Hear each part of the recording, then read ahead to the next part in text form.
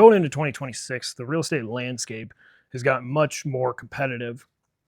All the guys online who are talking about real estate and all the guys that I know privately are all having these conversations about how do we pivot and change to make sure that we're maximizing our capital to go when we're going into the new year. It doesn't mean that you can't make money right now, but it does mean that you have to be a much more savvy investor. In 2022, 2024, you really couldn't screw it up, right? It didn't matter what deal you did. If you were trying to sell a house that you had rehabbed, or you were trying to sell a spec house, if you put something on the market, you were going to get an offer. You were going to get an offer, and probably you were going to get multiple offers above asking. Current economy we find ourselves in now doesn't look anything like that. It's a completely different landscape. It's gotten way more competitive. There's a lot more guys in the space. The buyer pool has shrunk. It's now a buyer's market pretty much nationwide. It doesn't matter if you're investing in New York or if you're in South Florida, you are up against many investors that you're competing against to buy inventory correctly. And then when you're trying to sell the property, if you're going for cash flow, you are dealing with a small, minute pool of buyers, and they know that they can be picky. They know that they can nickel and dime you. So it's made things weird, but that doesn't mean there's not opportunity. And one of the best opportunities going into the new year is land development. There's a lot less guys in this space. It's not as saturated, it's not competitive, and there is a mindset shift that has to take place to go from looking at, say, duplexes to 6-unit to 12-unit buildings or single-family fix and flips, to looking at land and figuring out how you can find the highest and best use for the property and then leverage that highest and best use to turn it into an asset that you can then sell for cash flow or hang on to for long-term wealth. And there's a lens that you have to possess and you have to look at these properties through. One of my favorite ways to leverage distressed properties is to buy a house that has land. Doesn't need a lot of land, but you have to buy the house at less than what the land value is. So maybe it's buying a single family home on an acre parcel that could be subdivided into 2 to 4 single parcels, and then you build the 2 to 4 homes.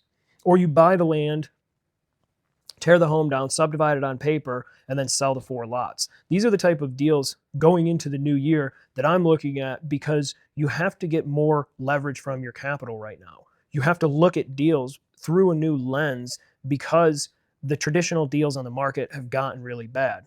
Yesterday I was listening to a Ryan Pineda video, and Ryan Pineda came up in the space through doing fix and flip. I think at the height of his education career, when he was teaching his course, and I'm not sure if he still offers it, but he was selling a course, and his qualification was that he was flipping somewhere around 100 homes a year. That's an aggressive flip schedule, but he was saying in this video that I was watching yesterday that he does not flip houses anymore because the margins are too thin, that he's spending too much in marketing, and you have to get everything right.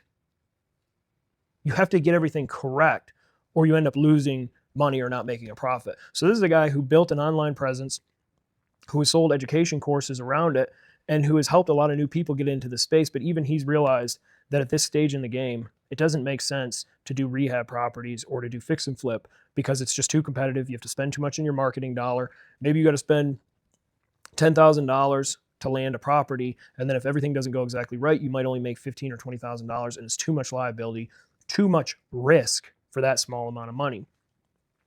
However, if you take the model that I'm talking about, and you start looking at distressed properties and looking at the land underneath the property, forget the house. The house is nothing but a liability. If you can find a property where the house is just the liability and the asset is the land, then you have a couple different options. Your one option is if the property isn't completely run down, if it's occupiable, you stick a tenant in that property. And while that tenant is paying your mortgage, you are in the process of doing entitlements. You're going to go meet with the city, you're going to get your permits, and you're going to get your land subdivided to do what you want to do. And then when you've completed that, you evict the tenant, you tear the house down, and then you sell the land or you develop the land. And you're making a profit not because you were looking at the house through the lens of how can I take this home, put 50 grand in it and make 50, but how do I completely redo the highest and best use for this piece of property. The second strategy is to go into a subdivision where new construction is already selling. Go to where D.R. Horton is. Go to where Dan Ryan is. Go to where these national builders who spend millions of dollars in market research to find areas that are worth investing in. Find a subdivision where there's available lots, not where there's subdivisions that they've built and they have the sole right to develop. But a subdivision where there's a third-party developer and he's selling lots to Dan Ryan or D.R. Horton or Ryan Homes, one of these guys, because they've done the market analysis for proof of concept. You're basically leveraging their tens of millions or hundreds of thousands of marketing dollars to say, here's a community where homes are selling.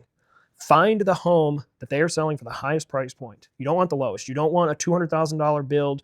You don't want a $400,000 build. You want $500,000 to $800,000. You find the model that they're building and that they're selling at that price point. You copy almost everything about it, except you do better building materials and better construction quality. And then you go all out on the kitchens and the bathrooms. And so they will bring the people to the community. People go through the community. They'll see what the national builder is doing.